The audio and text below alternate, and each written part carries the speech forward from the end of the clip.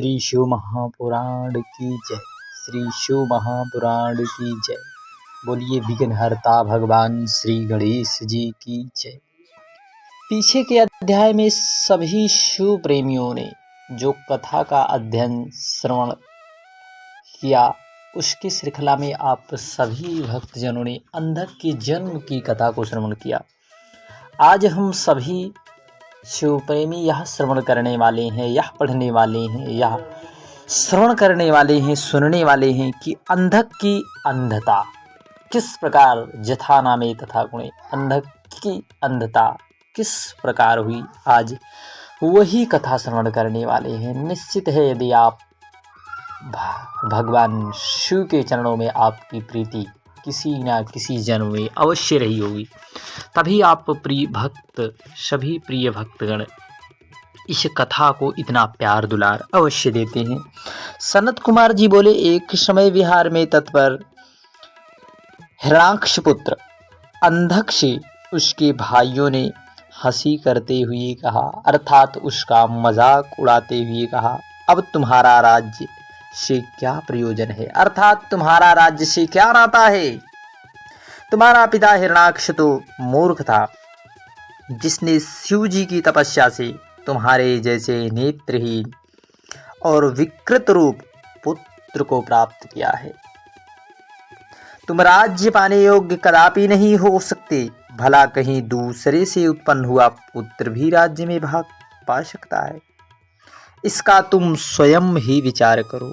राज्य के अधिकारी तो हम लोग हैं। जब इस प्रकार की बातें अंधक सुनता है, तब उसके मन में एक ग्लानि महसूस होती है। तब सनत कुमार जी कहते हैं, जब उन भाइयों ने इस प्रकार की बातें कही तो सुनकर अंधक ने स्वयं अपनी बुद्धि से विचार किया और दीन हो उनके वचनों से उन सबको शांत कर रात्रि में निर्जन वन में तप करने चला गया। अर्थात जहाँ पर मनुष्यों का दूर दूर तक आई आवागमन ना हो, वहाँ जाकर उसने 10,000 वर्ष तक मंत्र जपते हुए घोर तप किया। कितने वर्ष तक भक्तों? 10,000 वर्ष तक।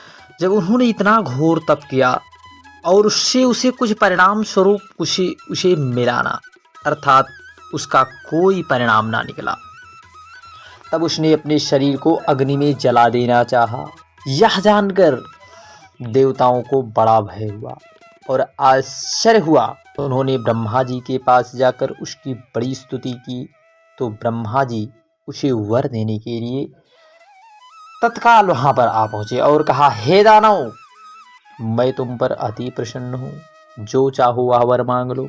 उसने कहा, मेरे निष्ठुर भाइयों ने मेरा राज्य छीन लिया है, अतः वे प्रहलाद आदि सब मेरे भृत्य हो जाएं, मुझे अंधे के दिव्य नेत्र हो जावे, इंद्रादिक सब देवता मुझे कर देवें और कोई मुझे मार ना सके।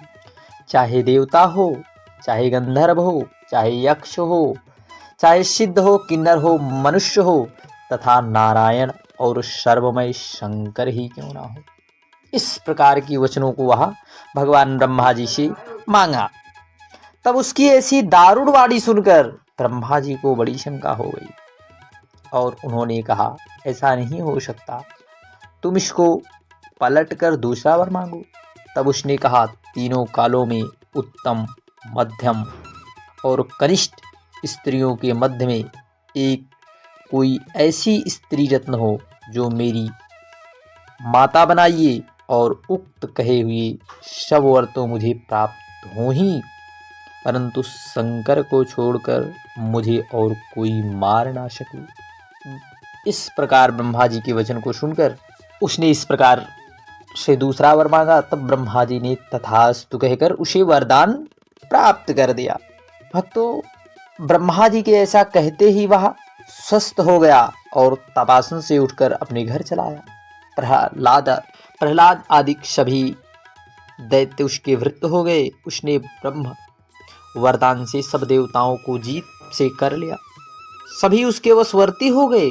वह मदान्ध हो गया, अर्थात अहंकार के मद में चूर हो दुष्टों का साथ करने लगा। उसने अपने सभी मुख्य पुत्रों का तिरस्कार कर वैदिक धर्म का नाश कर दिया। करोड़ों वर्षों तक उसने ऐसा ही किया। वेद, गुरु, ब्राह्मण और देव विरोधी राज्य किया। धन की मदान्धता ने उसे कुमार्गी बना दिया। क्या कुमार्गी? अर्थात कुमार्ग पर चलने लगा। एक समय जब वह अपनी सेना ले मंदराचल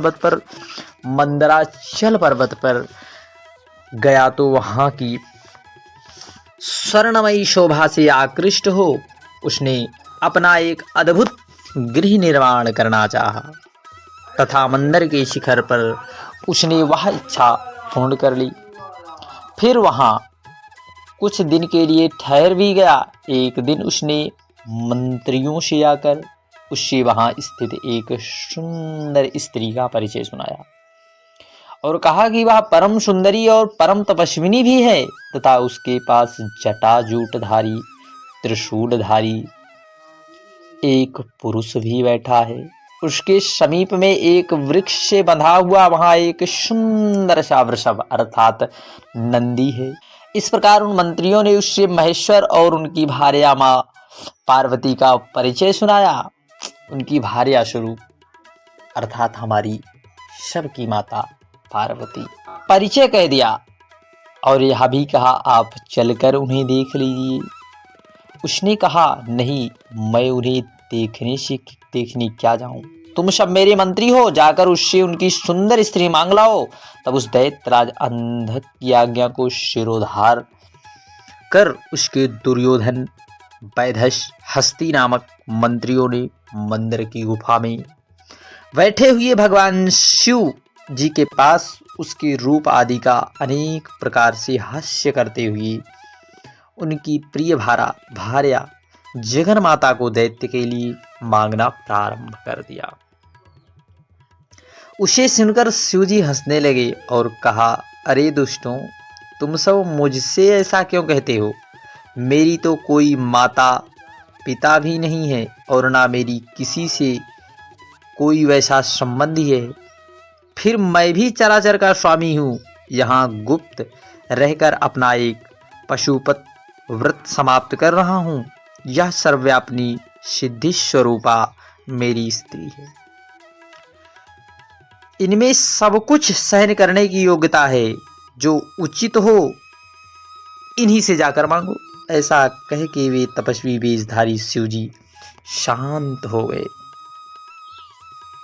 तत्पश्चात वे दूत अंधक के पास लौट आए और जो कुछ शिवजी ने कहा वह सब कह सुनाया और भी बहुत सी बातें बढ़ा चढ़ाकर सबने कही।